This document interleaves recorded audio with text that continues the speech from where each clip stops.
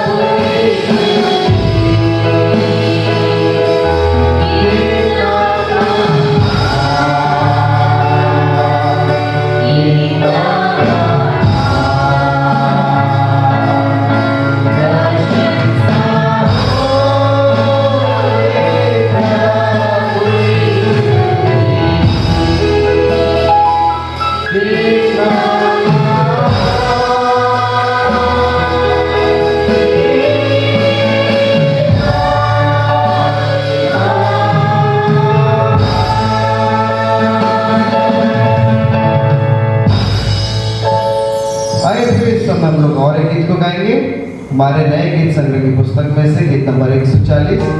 अपनों को तो इस दुनिया में सब प्यार करते हैं, दुश्मन को भी प्यार करना मसीहा सिखा।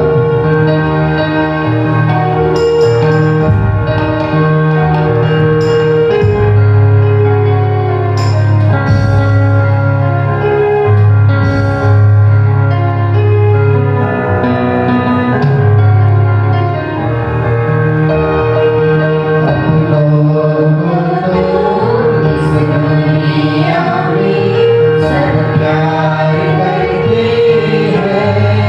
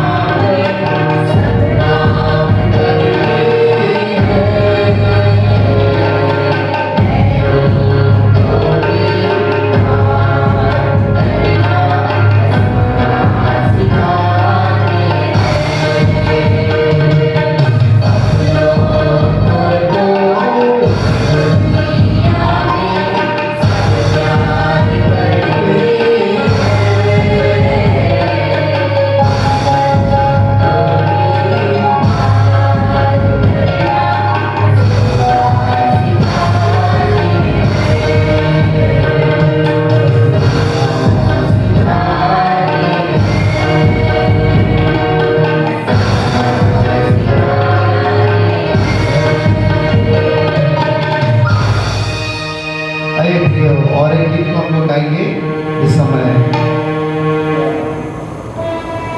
गीत नंबर 119 हमारे नए गीत के पुस्तक में से गीत नंबर 119, सियोन देश हमारा है देश, रहते हैं हम परदेश, जाएंगे हम अपने देश। इस गीत को हम लोग गाएंगे सब लोग मिलकर। गीत नंबर 119 119।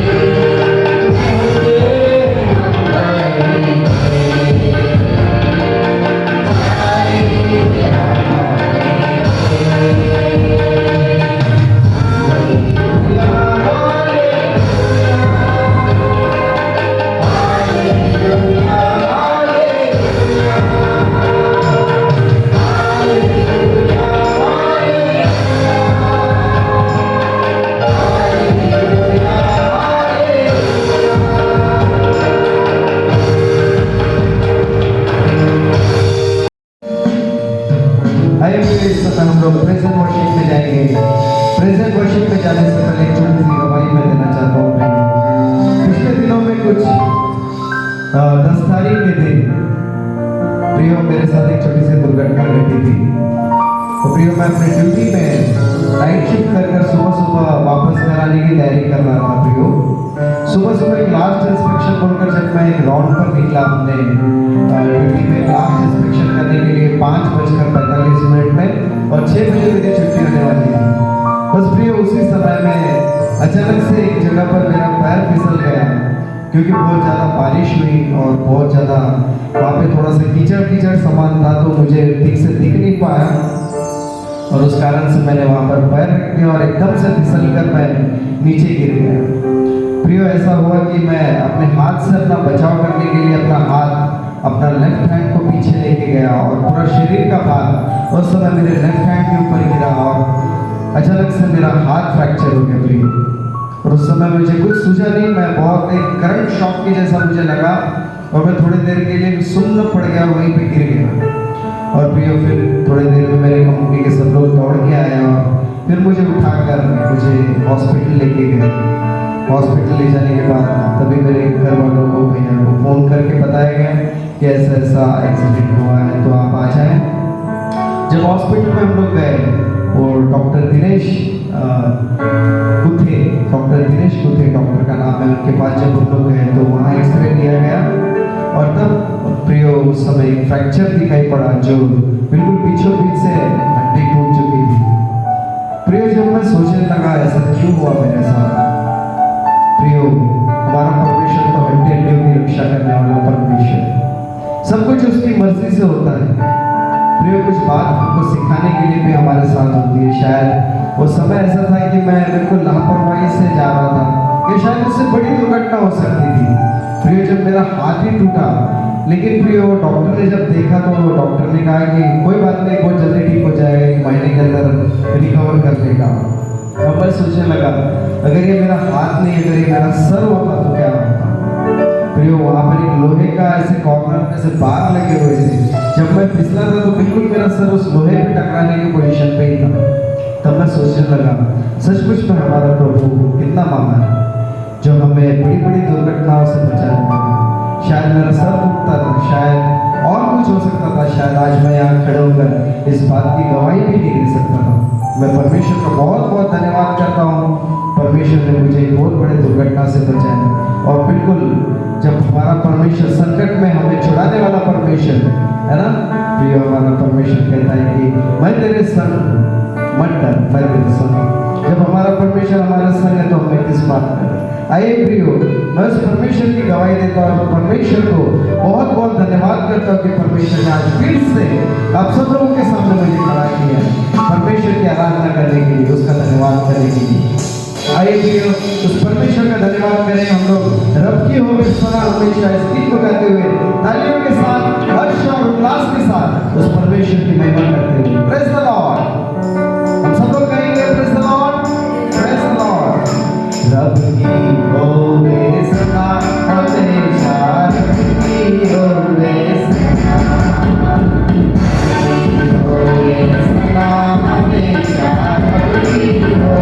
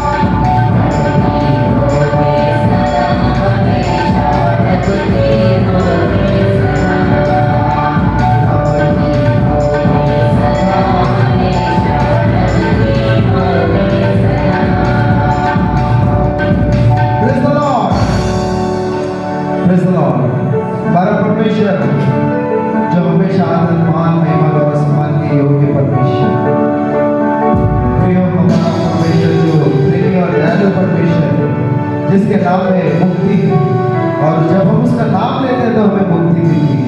चाहे हम लोग किसी भी प्रकार के बंधन में क्यों ना हो, किसी भी प्रकार के हम लोग परेशानी में क्यों ना हो, हमारा परमेश्वर हमें छुड़ाने वाला परमेश्वर हमारे परमेश्वर हमारे साथ। हम लोग दूसरा भी गीत गाएंगे, प्रेजेंट वर्शिप, जो परमेश्वर हमारा मुक्ति देने वाला परमेश्वर, मुक्ति दिलाए शिका, शांति दिलाए शिका। प्रियो, जब भी हम किसी कष्ट में, किसी तकलीफ में, हमें छुड़ाने वाला परमेश्वर हमारा परमेश्वर हमारे संग में।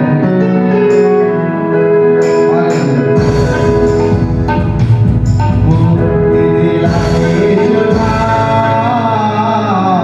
शांति दिलाए शिका, दिलाए शिका,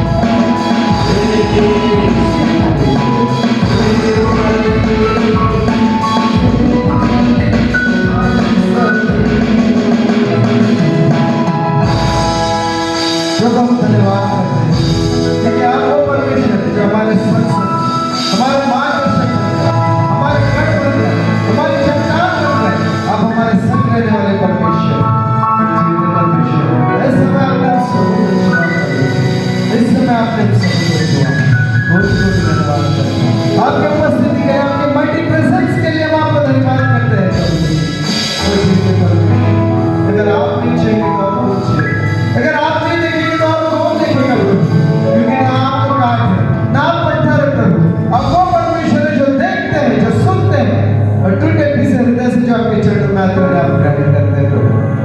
जीवित परमेश्वर सचमुच मैं टूटकर इस हृदय से आपके चरणों में आता हूं प्रभु। हर एक कार्यों के लिए जो आपने हमारे जीवन में किए प्रभु जी, आपको धन्यवाद करने के लिए आए हैं, आपको धन्यवाद करने के लिए।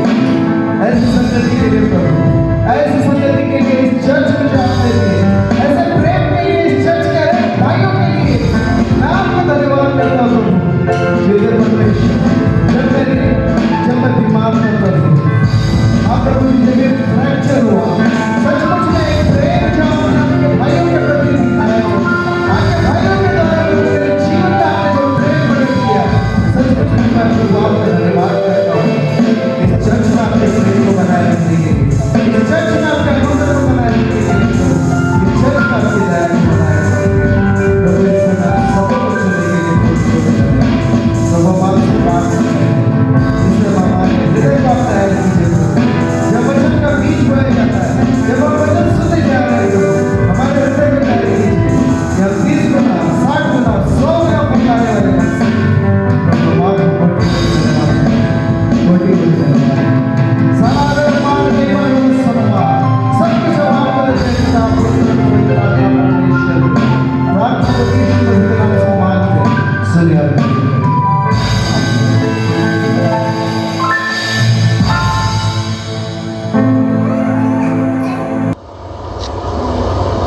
प्रियो, अब समय है हम लोग पहला शास्त्र भाग को पढ़ते हुए सुनेंगे। आइए हम पहला शास्त्र पाठ पढ़ते हुए सुनेंगे। मलाकी इसका 2 अध्याय 13 से 16 वचन।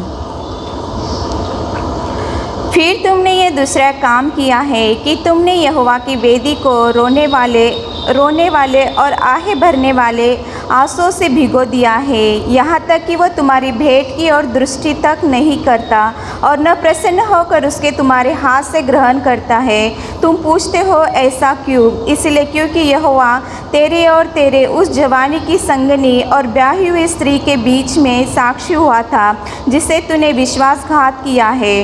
क्या उसने एक ही को नहीं बनाया जबकि और आत्माएं उसके पास थी, और एक ही को क्यों बनाया? इसलिए कि वह परमेश्वर की योग्य संतान चाहता है। इसलिए तुम अपनी आत्मा के विषय में चौकस रहो और तुम में से कोई अपनी जवानी की स्त्री से विश्वासघात न करे, क्योंकि इज़राइल का परमेश्वर यहोवा यह कहता है, मैं स्त्री त्याग से घृणा करता हूँ और उससे भी जो अपने वस्त्र को उपद्रव से ढांपता है। इसलिए तुम आत्मा के विषय में चौकस रहो और विश्वासघात मत करो। सेनाओं के यहोवा का यही वचन है। ये परमेश्वर का वचन है, परमेश्वर का गौरव हो। प्रियो, इस समय है हम लोग दूसरा शास्त्र भाग को भी पढ़ते हुए सुनेंगे। आइए हम दूसरा पाठ पढ़ते हुए सुनेंगे। पहला कोरिन्थियों उसका 13वां अध्याय उसका फर्स्ट से लेके लास्ट तक हम पढ़ते हुए सुनेंगे। यदि मैं मनुष्य और स्वर्गदूतों की भाषाएं बोलूं और प्रेम न रखूं, तो मैं ठनठनाता हुआ पीतल और छनछनाती हुई झांझ हूँ। और यदि मैं भविष्यवाणी कर सकूं और सब भेदों और सब प्रकार के ज्ञान को समझूं, और मुझे यहाँ तक पूरा विश्वास हो कि मैं पहाड़ों को हटा दूँ, परंतु प्रेम न रखूं, तो मैं कुछ भी नहीं। यदि मैं अपनी संपूर्ण संपत्ति कंगालों को खिला दूँ या अपनी देह जलने के लिए दे दूँ और प्रेम न रखूँ, तो मुझे कुछ भी लाभ नहीं। प्रेम धीरजवंत है और कृपालु है। प्रेम ढा नहीं करता, प्रेम अपनी बढ़ाई नहीं करता और फुलता नहीं। वह अनरीति नहीं चलता, वह अपनी भलाई नहीं चाहता, झुंझलाता नहीं, बुरा नहीं मानता, कुकर्म से आनंदित नहीं होता, परंतु सत्य से आनंदित होता है। वह सब बातें सह लेता है, सब बातों की प्रतीति करता है, सब बातों की आशा रखता है, सब बातों में धीरज धरता है। प्रेम कभी टलता नहीं। भविष्यवाणियाँ हो तो समाप्त हो जाएगी, भाषाएं हो तो जाती रहेगी, ज्ञान हो तो मिट जाएगा, क्योंकि हमारा ज्ञान अधूरा है और हमारी भविष्यवाणी अधूरी। परंतु जब सर्व सिद्ध आएगा तो अधूरा मिट जाएगा। जब मैं बालक था तो बालकों के समान बोलता था, बालकों का सा मन था, बालकों की सी समझ थी। परंतु जब मैं सियाना हो गया तो बालकों की बातें छोड़ दी। अभी हमें दर्पण में धुंधला सा दिखाई देता है, परंतु उस समय आमने सामने देखेंगे। इस समय मेरा ज्ञान अधूरा है, परंतु उस समय ऐसी पूरी रीति से पहचानूंगा जैसा मैं पहचाना गया हूँ। पर अब विश्वास, आशा, प्रेम, ये तीनों स्थायी है, पर इन सब से बड़ा प्रेम है। ये परमेश्वर का वचन है, परमेश्वर को गौरव हो। प्रियो, अब समय है रिस्पॉन्स रीडिंग का, तो इस समय हम लोग रिस्पॉन्स रीडिंग में भाग लेंगे। बारी बारी से इसे हम लोग पढ़ेंगे। आइए हम भजन संहिता 127 उत्तरवादी के रूप में पढ़ते हुए सुनेंगे। यदि घर को यहोवा न बनाए तो उनके बनाने वालों का परिश्रम व्यर्थ होगा। यदि नगर की रक्षा यहोवा न करे तो रखवाले का जागना व्यर्थ ही होगा। तुम जो सवेरे उठते और देर करके विश्राम करते और दुख भरी रोटी खाते हो, यह सब तुम्हारे लिए व्यर्थ ही है, क्योंकि वह अपने प्रियों को यो ही नींद प्रदान करता है। देखो, लड़के यहोवा के लिए दिए हुए भाग है, गर्भ का फल उसकी ओर से प्रतिफल है। जैसे वीर के हाथ में तीर, वैसे ही जवानी के लड़के होते हैं। आइए सब मिलकर पढ़े। क्या ही धन्य है वह पुरुष जिसने अपने तरकश को उनसे भर लिया हो। वह फाटक के पास शत्रुओं से बातें करते संकोच न करेगा। पिता, पुत्र और पवित्र आत्मा के नाम में हम सब कहे आमीन। प्रियो, समय है सुसमाचार का। इस समय हम लोग सुसमाचार को पढ़ते हुए सुनेंगे। आए हम आज का सुसमाचार पढ़ते हुए सुनेंगे, जो लिखा हुआ है मरकुस सुसमाचार, उसका 10वां अध्याय वचन 2 से लेके 12 तक। The gospel according to Mark chapter 10 verses 2 to 12। तब फरीसियों ने उसके पास आकर उसकी परीक्षा करने को उससे पूछा, क्या यह उचित है कि पुरुष अपनी पत्नी को त्यागे? उसने उनको उत्तर दिया, मूसा ने तुम्हें क्या आज्ञा दी है? उन्होंने कहा, मूसा ने त्यागपत्र लिखने और त्यागने की आज्ञा दी है। यीशु ने उनसे कहा, तुम्हारे मन की कठोरता के कारण उसने तुम्हारे लिए यह आज्ञा लिखी, पर सृष्टि के आरंभ से परमेश्वर ने नर और नारी करके उनको बनाया है। इस कारण मनुष्य अपने माता पिता से अलग होकर अपनी पत्नी के साथ रहेगा और वे दोनों एक तन होंगे। इसीलिए वे अब दो नहीं पर एक तन है। इसीलिए जिसे परमेश्वर ने जोड़ा है उसे मनुष्य अलग न करे। घर में चेलों ने इससे विषय में उससे फिर पूछा।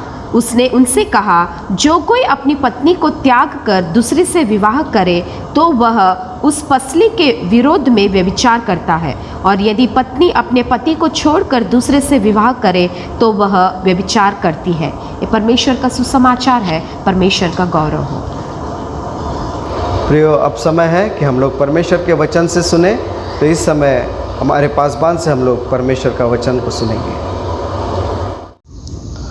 आइए हम प्रार्थना करें। परमेश्वर पिता को धन्यवाद दें आज के दिन के लिए। सर्वशक्तिमान जीवित सामर्थी उद्धारक परमेश्वर पिता, प्रभु जी, हम आपको धन्यवाद देते, आपकी स्तुति करते हैं आज के इस नए दिन के लिए। धन्यवाद देते परमेश्वर पिता, जबकि आपने हमें ये मौका दिया कि हम आपके वचनों से सीख सके, मनन कर सके। धन्यवाद देते प्रभु उन तमाम शास्त्र पाठों के लिए जो पढ़ा गया। इस समय परमेश्वर पिता, उनके माध्यम से जब हम मनन और चिंतन करने जा रहे होने दीजिए प्रभु, आपकी पवित्र आत्मा के द्वारा आप हम सबका मार्गदर्शन कीजिए।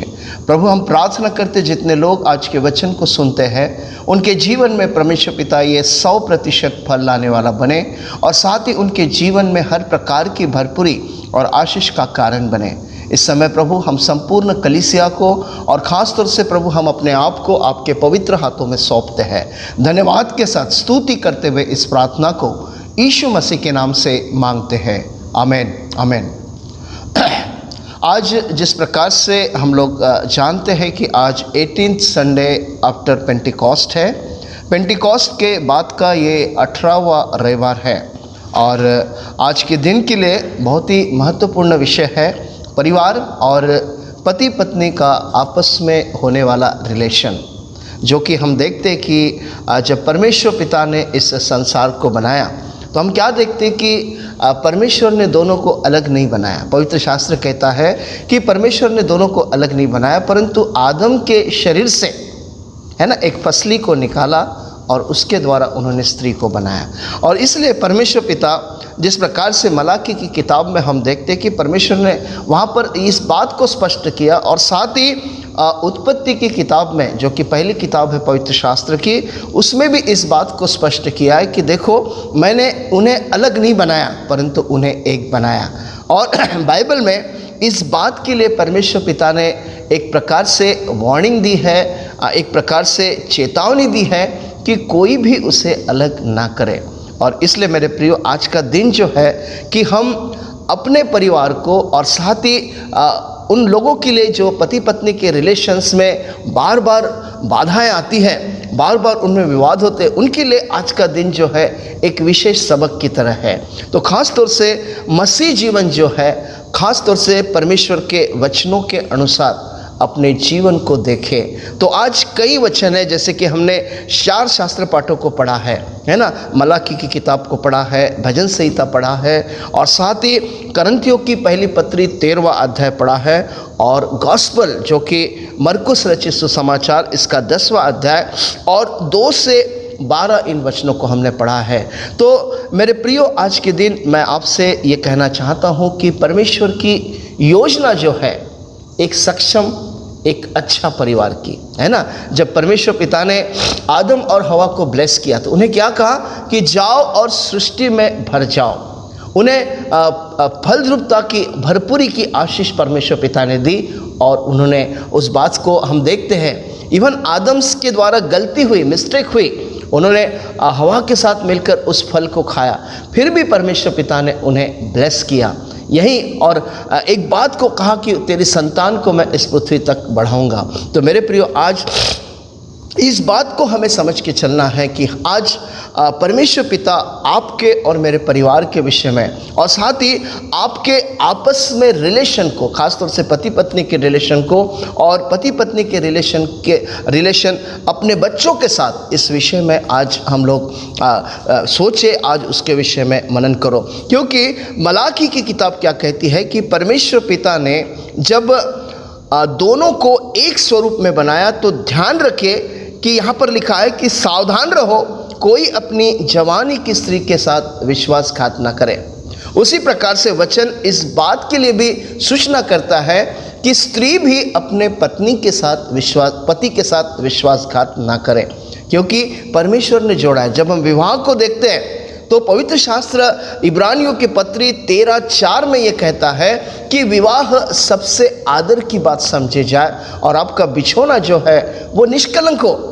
तो ये बहुत ही महत्वपूर्ण बात है मेरे प्रियो, कि जब पवित्र शास्त्र और परमेश्वर की प्रत्येक सामर्थ और कार्य ये चाहती है कि हमारा परिवार सुखी रहे, संपन्न रहे, और साथ ही परमेश्वर के प्रेम से परिपूर्ण रहे।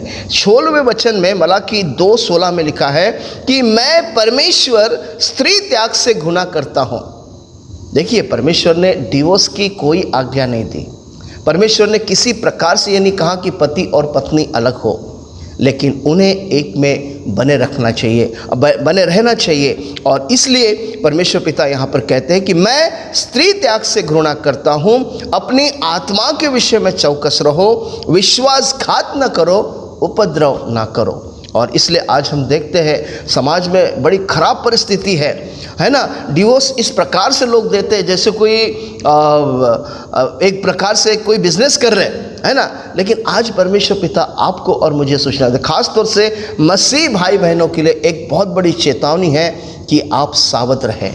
इवन कई एग्जाम्पल्स को, उदाहरण को हम लोग देखते हैं कि मसीह लोगों में भी डिवोर्स का प्रमाण बहुत बढ़ चुका है। लेकिन आज कहीं ना कहीं मसीह कलीसिया को जागरूक होकर आगे बढ़ने की ज़रूरत है। मेरे प्रियो, ध्यान रखिए कि परमेश्वर नहीं चाहता कि जिसके साथ आपकी शादी हो गई उससे आप अलग हो। तो इसलिए आज का दिन आपको और मुझे इस बात के लिए एक प्रकार से प्रोत्साहित करता है कि हम अपनी पत्नी के साथ या फिर स्त्री अपने पति के साथ विश्वस्त रहे, किसी प्रकार का दूजा भाव न रखे, किसी प्रकार का भेद न रखे। और उसी प्रकार से फैमिली के लिए ये सिचुएशन है, फैमिली के लिए ये शिक्षा है कि पति पत्नी, माँ बाप अपने बच्चों का उचित ख्याल रखे, उनके बीच में भी कोई भेद ना हो, ताकि ये परिवार कैसा परमेश्वर के भय में हो। ध्यान रखिए, भजन संहिता 127 क्या कहता है, यदि घर को यहोवा ना बनाए, क्या लिखा है, यदि घर को यहोवा ना बनाए तो बनाने वाले का परिश्रम व्यर्थ है।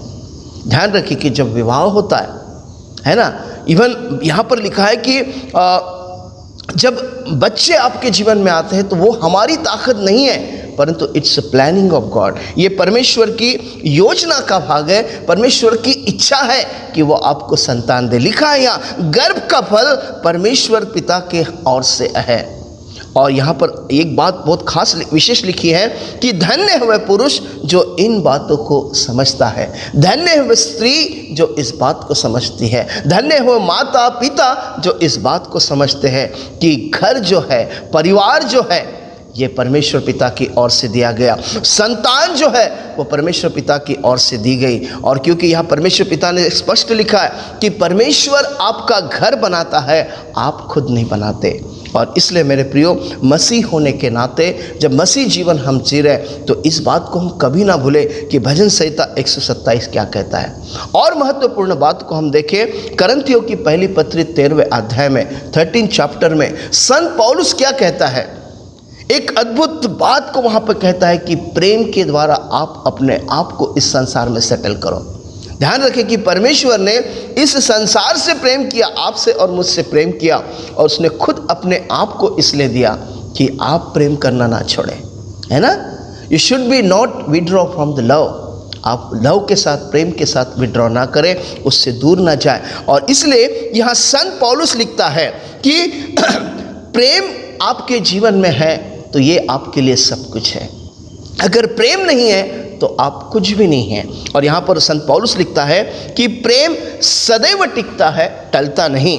प्रेम धीरजवंत है, प्रेम कृपालु है, प्रेम डाहा नहीं करता, बढ़ाई नहीं मारता, प्रेम फूलता नहीं, अनीति नहीं चलता, अपनी भलाई नहीं, झुंझलाता नहीं, बुरा नहीं मानता, कुकर्म से आनंदित नहीं होता।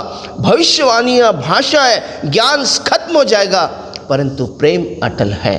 भविश्वास, आशा और प्रेम स्थायी है, परंतु प्रेम इसमें सबसे उत्तम है। मेरे प्रियो, आज मैं आप लोगों से इस बात के लिए एक प्रकार से आपको प्रोत्साहित करना चाहूँगा, इनकरेज करना चाहूँगा कि आप अपने घर में करंथियों की पहली पत्री 13वें अध्याय को ज़रूर पढ़ें। क्योंकि मनुष्य के जीवन में अगर प्रेम नहीं है तो पवित्र शास्त्र कहता है कि वो कुछ भी नहीं है, ही इज़ नथिंग। और प्रेम के कारण ही परमेश्वर ने आपके और मेरे लिए अपने प्राण को दिया।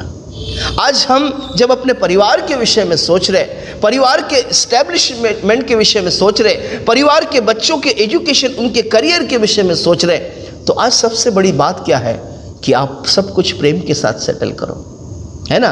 ताकत बल से नहीं, परंतु पवित्र शास्त्र कहता है कि जब आप प्रेम के साथ कुछ करते हो तो वो निश्चित ही हमारे जीवन में क्या होता है, सफलता को देता है। ध्यान रखिए, संत पौलुस एक प्रकार से यहाँ पे क्लेम करता है कि प्रेम ही फाउंडेशन है ना, वही एक मजबूत पाया है जो कि हर परिवार के लिए सबसे महत्वपूर्ण है। और इसलिए मेरे प्रियो, आज अगर प्रेम आपके परिवार में है, प्रेम हमारे जीवन में कार्य कर रहा है, तो निश्चित तौर से बाइबल कहती है कि प्रेम परमेश्वर पिता की ओर से है और जो कभी नहीं टलता। जिस प्रकार से परमेश्वर ने अपने आप को, अपने पुत्र को इस संसार के लिए दिया, उन्होंने ये नहीं सोचा कि मेरे पुत्र का बलिदान मैं क्यों दूं, लेकिन उन्होंने आपसे और मुझसे इतना अधिक प्रेम किया कि उसने हमारे लिए, हमारे परिवार के लिए, हमारे सेटलमेंट के लिए परमेश्वर पिता ने अपने आप को दे दिया। और एक बात को महत्वपूर्ण मैं आपके सामने रखना चाहूँगा कि जैसे कि मरकुस रचित सुसमाचार को हम पढ़ते तो यहाँ पर कुछ विवाद इस प्रकार से हुआ कि कुछ लोग प्रभु यीशु मसीह के पास आए और वो तलाक के विषय में डिस्कस कर रहे थे कि हे गुरुजी, हमें बता क्या तलाक देना उचित है। एक प्रकार से वो प्रभु यीशु मसीह की परीक्षा ले रहे थे और परीक्षा लेते समय उन्होंने यहाँ पर इस बात को कहा कि क्या प्रभु बता क्या तलाक देना उचित है। तो प्रभु ने उनसे कहा, प्रभु यीशु मसीह ने उनसे कहा कि क्या लिखा है नियम शास्त्र में। तो उन्होंने कहा कि मूसा ने लिखा है, मूसा के द्वारा लिखा गया है कि उसे त्याग पत्र देकर छोड़ देना चाहिए। तो वहाँ पर प्रभु यीशु मसीह ने कन्फर्म किया, ये आपके मन की कठोरता के कारण, आपके कठिन स्वभाव के कारण ये मूसा के द्वारा आज्ञा दी गई। लेकिन पवित्र शास्त्र कहता है कि शुरुआत से ऐसा कुछ नहीं है। शुरुआत से स्पष्ट किया गया, स्त्री और पुरुष एक है, इनमें कोई भेद नहीं, क्योंकि दोनों भी एक ही शरीर से है। और इसलिए मेरे प्रियो, यहाँ पर प्रभु यीशु मसीह ने इस बात को कन्फर्म किया है कि जिसे परमेश्वर ने जोड़ा है उसे मनुष्य अलग ना करे। मनुष्य उसकी कोशिश भी ना करे। इसलिए जब हम विवाह के सरमन होते हैं, विवाह के विषय में हम लोग प्रीचिंग करते हैं, तो हमेशा परिवार को या फिर जो नए लोग विवाह में जुड़ रहे हैं उन्हें यही समझाया जाता है, यही शिक्षा उन्हें दी जाती है कि देखो परमेश्वर ने आपको जोड़ा है। It's planning of God. जब आप परमेश्वर के भवन में खड़े हो, आप एक दूसरे को वचन दे रहे हो, तो आप केवल मनुष्य को वचन नहीं दे रहे, आप पवित्र आत्मा के सामर्थ और परमेश्वर के कई दिव्य दूतों के सामने आप इस वचन को दे रहे हैं कि निश्चित ही सुख में, दुख में, मृत्यु तक मैं तुम्हारा साथी होऊंगा। तो इसलिए आज एक महत्वपूर्ण सबक प्रभु यीशु मसीह के द्वारा आज आपको और मुझे मिलता है, वो ये है कि पति और पत्नी अपने रिलेशन को अत्यधिक मजबूत बनाए। सदैव वो एक दूसरे को प्रेम के साथ सहयोग करे, सदैव एक दूसरे की केयर ले और सदैव अपने आपस के जितने भी भेद है, जितने भी विवाद है, उसे खत्म करे, ताकि उस बात के द्वारा परमेश्वर पिता की महिमा हो। मेरे प्रियो, आज कुछ बातों को हम समझना चाहिए कि परमेश्वर चाहता है कि हम अपने परिवार को परमेश्वर की योजना के अनुसार सेटल करें, है ना। कई बार ऐसा होता है कि किस प्रकार से परिवार का नियोजन करें। कई फादर्स को मैंने देखा चिंता करते समय, क्योंकि बच्चों का एजुकेशन रहता है, बच्चों के खर्चे रहते हैं, परिवार का मेंटेनेंस होता है। लेकिन ध्यान रखिए कि मैं आपसे कहना चाहता हूं कि गो इन प्रेयर, आप प्रार्थना में जाइए, प्रार्थना पूर्वक अपने परिवार को उठाइए। बाइबल कहती है कि आपकी हर ज़रूरतों को, अगर आपका परिवार परमेश्वर के वचन में, परमेश्वर की इच्छा में, योजना में बना है, तो आपके परिवार को किसी बात की कमी घटी नहीं होगी। ध्यान रखिए कि आज ये पहला सबक ये है कि हम परमेश्वर की इच्छा के अनुसार, योजना के अनुसार अपने परिवार को सेटल करें। दूसरी बात, हमेशा ध्यान रखें कि हमारा रिलेशन एक दूसरे के साथ कितना मजबूत है, हम एक दूसरे को समझे। कई बार ऐसा होता है कि पत्नी विवाद करती है तो पति भी विवाद करता है ना। कई बार ऐसा होता है कि पत्नी शांत रहती है तो पति विवाद करता है, या फिर पति शांत रहता है, पत्नी विवाद करती है। लेकिन सबसे बड़ी बात है अंडरस्टैंडिंग, है ना, एक दूसरे को समझ के चलना। ध्यान रखिए, कुछ बातें ऐसी है जो विवाह के संबंध में आपसे कहना चाहूँगा। मुझे बहुत अच्छा लगता है ये बात कहने के लिए कि संसार में रहते हुए हम विवाह को क्या समझते हैं, है ना। कई लोग ऐसे होते हैं कि नहीं मुझे सुंदर लड़की चाहिए, कोई कहता है कि नहीं मुझे सुंदर ही लड़का चाहिए, बहुत ही हैंडसम चाहिए, सब कुछ चाहिए। लेकिन मेरे प्रियो, पवित्र शास्त्र कहता है कि इस विषय में आप चौकसी ना करें, परंतु इस विषय में चौकसी करें कि वो आपका अंत तक साथ दे, है ना। ये बहुत ज़रूरी है कि जिसके साथ आपका विवाह हुआ है या फिर जिसके साथ आपका विवाह होने जा रहा है, वो आपको अंत तक सुरक्षित रखे। वो आपकी सुंदरता नहीं, परंतु आपकी आत्मा पर वो प्रेम करे।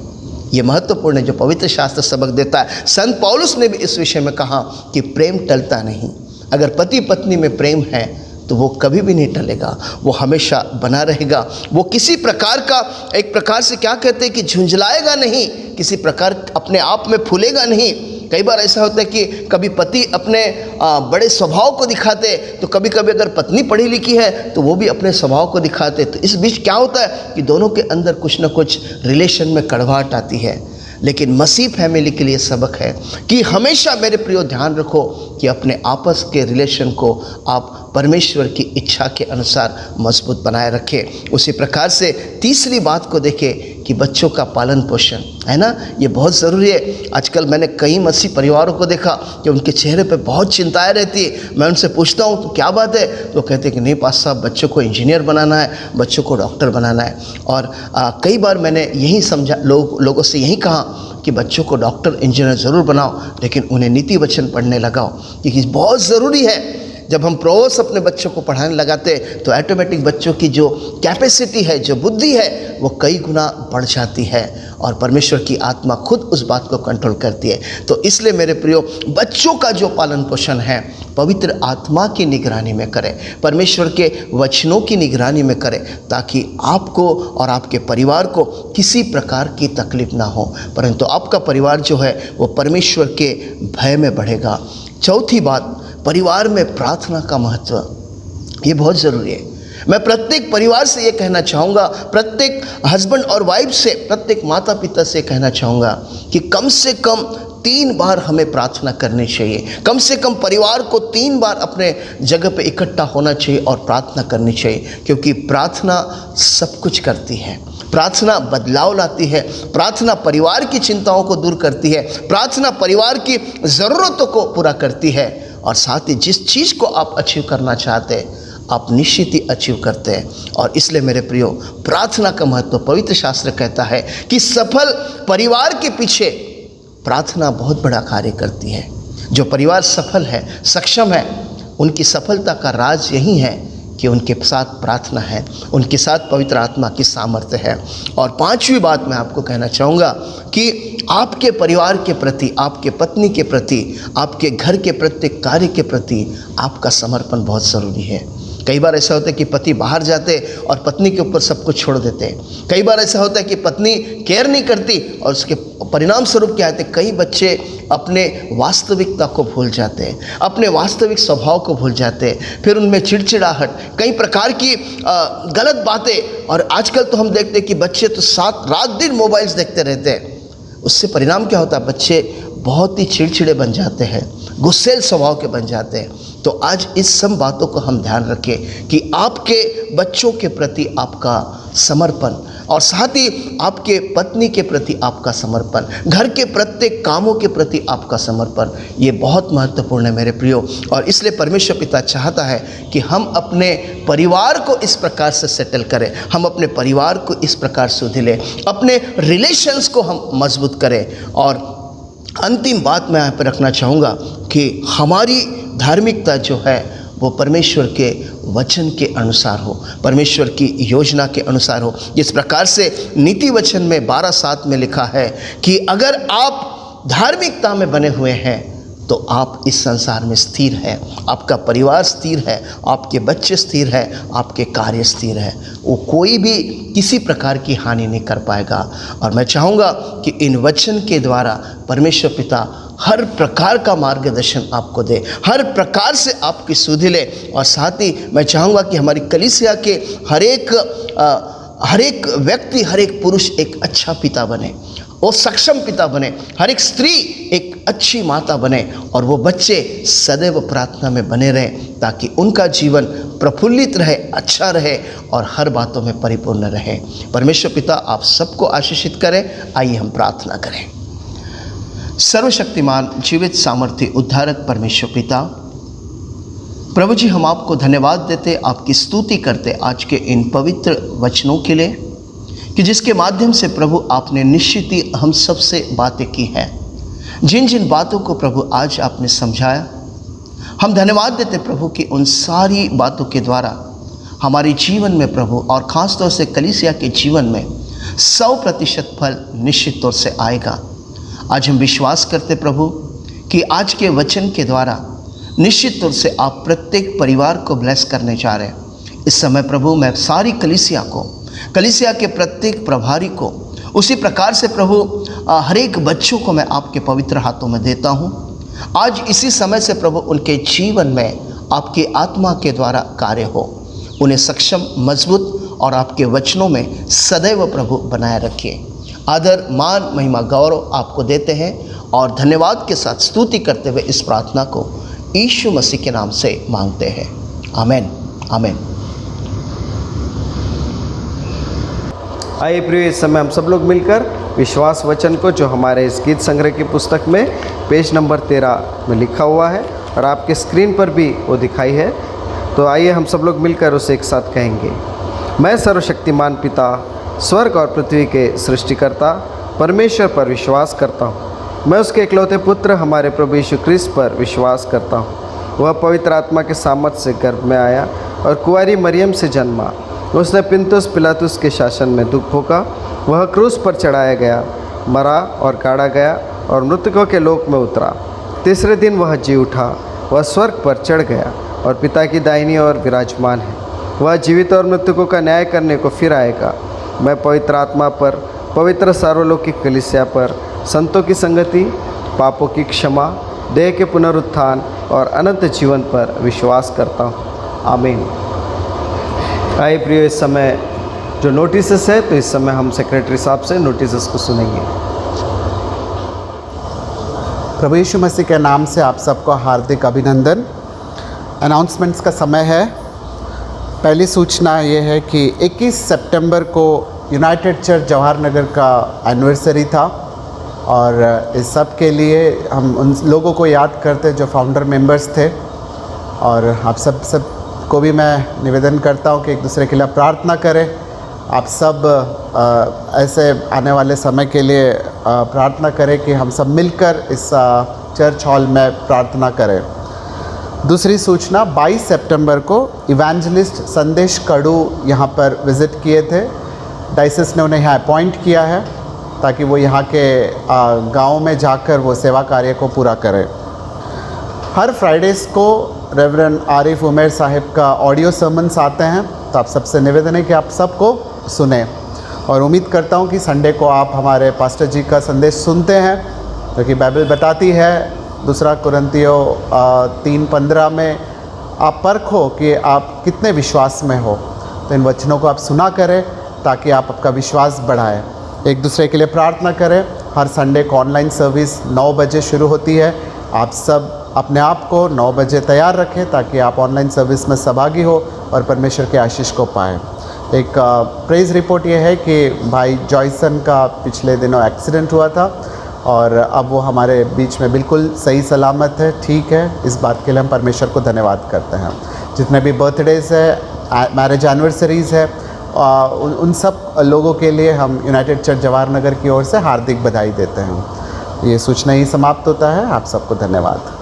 प्रियो, ये समय है इंटरसेशन प्रेयर का, मध्यस्थी की प्रार्थना का। तो इस समय हम मध्यस्थी की प्रार्थना में भाग लेंगे। आए हम मध्यस्थी की प्रार्थना में जाएं।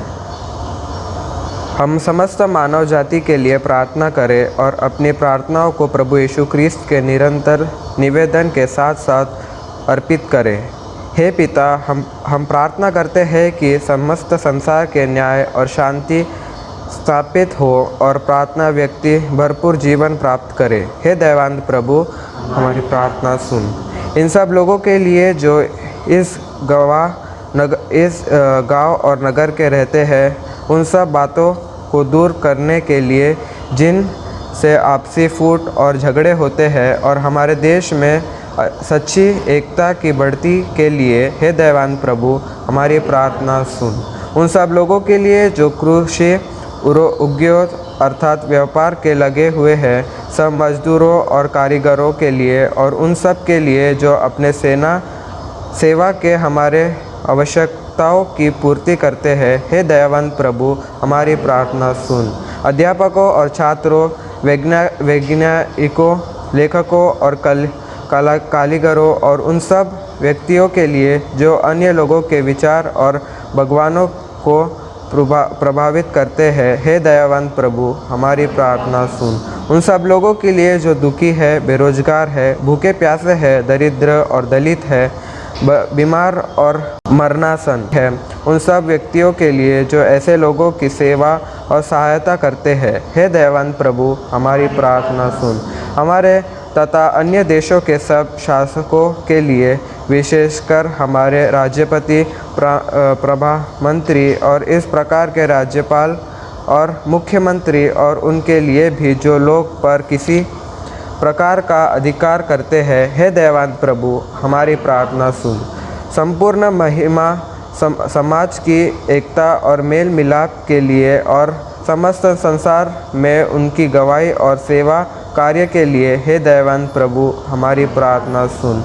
भारत में तेरा समस्त कलीसिया के लिए, उनकी परीक्षकों और अगुआ, विशेषकर हमारे प्रमुख धर्माचार्य अधीन भारत की दक्षिण भारत की कलीसिया के प्रमुख धर्मिकचार और मार्तोम कलीसिया के मेट्रोपोलिटन, हमारे धर्माचार्य, हमारे पुरोहित और तेरे कलीसिया के सब अन्य धर्म सेवकों के लिए कि वे सच्चाई और लगन से तेरी सेवा करें, हे दयावंत प्रभु, हमारी प्रार्थना सुन। यह वर दे कि तेरे उन सब भक्तों के साथ जिन्होंने अपने जीवन में तेरे निष्ठापूर्ण सेवा की है, हम भी तेरे राज्य के लिए अनंत के संभागी हो सके। हे दयावान प्रभु हमारी प्रार्थना सुन। हे स्वर्गीय पिता अपने राज्य को शीघ्र प्रकट कर और हमारे इन प्रार्थनाओं को सुन। हम तेरे पुत्र अपने प्रभु परमेश्वर और उद्धारकर्ता यीशु क्रिस्त के नाम से यह मांगते हैं, आमीन। आए प्रियो, एक गीत को गाएंगे और उस गीत के साथ हमारी भेंटों को हम प्रभु को अर्पण करेंगे। हर तरफ हर जगह तू ही है खुदा, मैं किसी भी बला से ना डरूं। तू जो रहबर है, तू जो है शाफिया, कुछ भी कर ना करूं।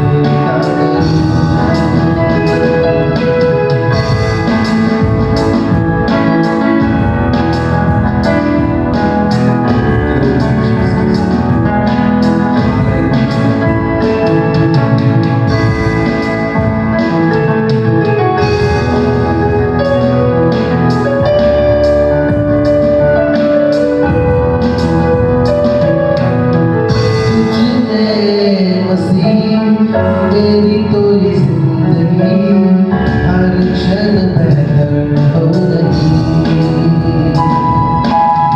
तेरी आरज़ू तेरी बंदगी जान मेरी हर पल तुझ में बसी मेरी तो जिंदगी हर क्षण बेहतर हो रही। तेरी आरज़ू तेरी बंदगी जान मेरी हर पल तुझ में रहे दिल कहे जी सकूं ना मैं तेरे बिना।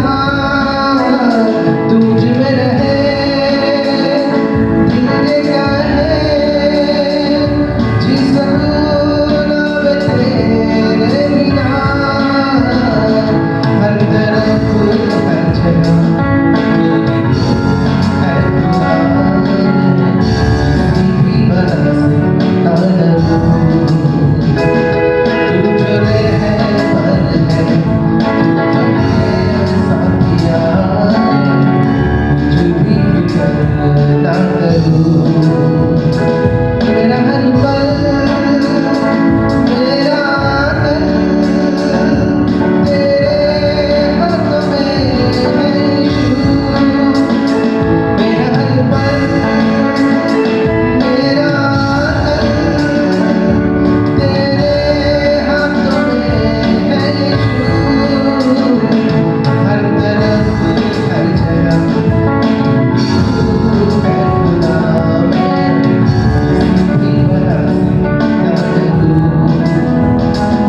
तू जो है पर है तू जो है शाफिया। मैं कुछ भी फिक्र ना करूं। मैं कुछ भी फिक्र ना करूं। मैं किसी भी वजह से ना डरूं। मैं कुछ भी फिक्र ना करूं। मैं किसी भी वजह से ना डरूं। Praise the Lord. Hallelujah. आइए प्रिय, समय है कि इस भेंट के लिए और हम सबों के लिए इस समय प्रार्थना की जाएगी, तो हम इस प्रार्थना में भाग लेंगे। आइए हम प्रार्थना करें। हमारे पास जो दान है उस दान के लिए और साथ ही अपनी कलीसिया के लिए, और परमेश्वर पिता को धन्यवाद दें इस बात के लिए कि इन दिनों में हमारे चर्चेस फिर से खुलने जा रहे हैं। आइए हम प्रार्थना करें। सर्वशक्तिमान जीवित सामर्थी उद्धारक परमेश्वर पिता, प्रभु जी, हम आपको धन्यवाद देते, आपकी स्तुति करते हैं आज के दिन के लिए। सारी वर्शिप में परमेश्वर पिता आपने हमारी सहायता की, गीत गाने में परमेश्वर पिता आपके वचन को सुनने में, और साथ ही प्रभु मनन और चिंतन करने में आपकी आत्मा के द्वारा प्रभु आपने हमारा संचालन किया।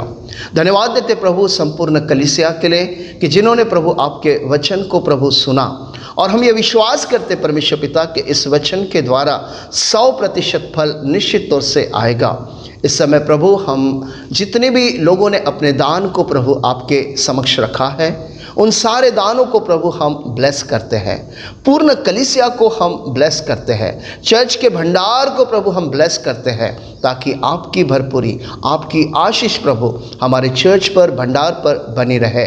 खास तौर से प्रार्थना करते प्रभु संपूर्ण पास्टरेट कमेटी के लिए, महिला मंडल के लिए प्रभु, तरुण के, जवानों के लिए और बच्चों के लिए कि प्रभु आप उन प्रत्येक को ब्लेस कीजिए। जब वो इस चर्च का भाग है प्रभु, एक सक्षम परिवार की तरह प्रभु आज ये चर्च प्रभु खड़ा होने पाए। हम प्रार्थना करते प्रभु कि आप प्रत्येक को ब्लेस कीजिए। और इस समय प्रभु विशेष प्रार्थना करते जो लोग बीमार हैं, हम धन्यवाद देते प्रभु ब्रदर जॉयसन के लिए कि आपने उन्हें पूर्ण रीति से रिकवर होने में मदद की। उसी प्रकार से प्रार्थना करते प्रभु कि कलीसिया में जिनके जन्म दिवस है उन प्रत्येक को आप ब्लेस कीजिए। जिनके जिनके विवाह के दिवस है आप उन्हें भी ब्लेस कीजिए प्रभु, और कोई किसी प्रकार की चिंताओं में, परेशानी में, आप उन्हें भी ब्लेस कीजिए, ताकि उनकी चिंताओं को, उनकी परेशानियों को निश्चित तौर से आपकी आत्मा के द्वारा दूर किया जा सके।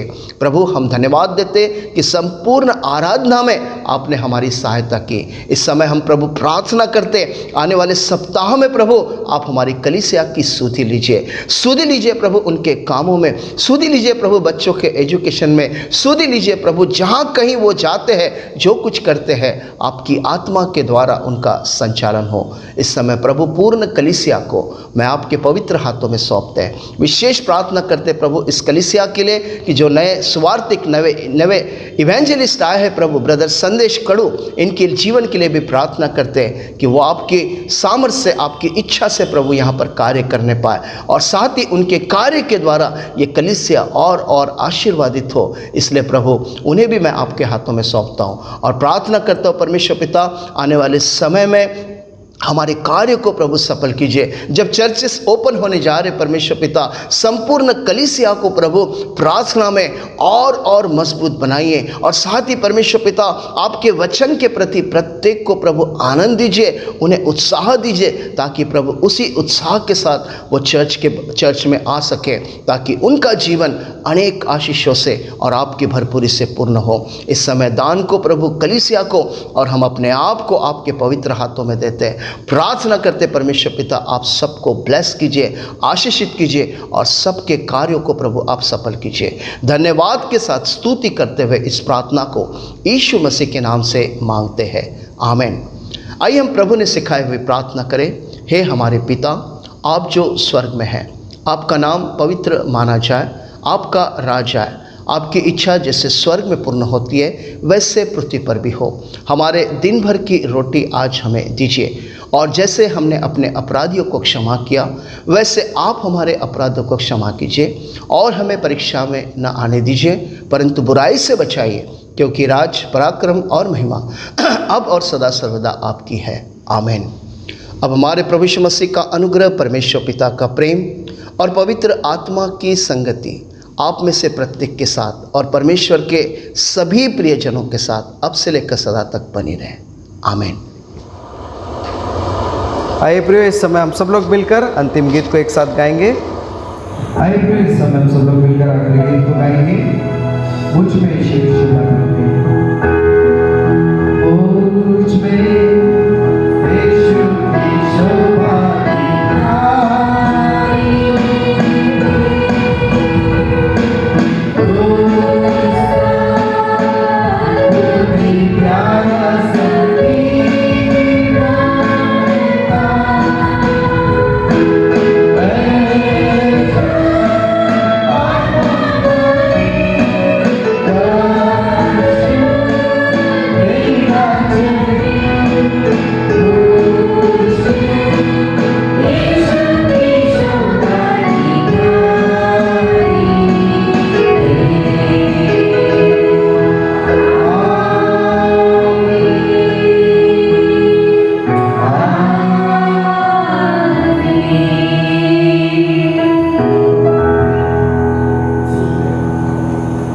यहाँ हमारी प्रार्थना सभा समाप्त होती है।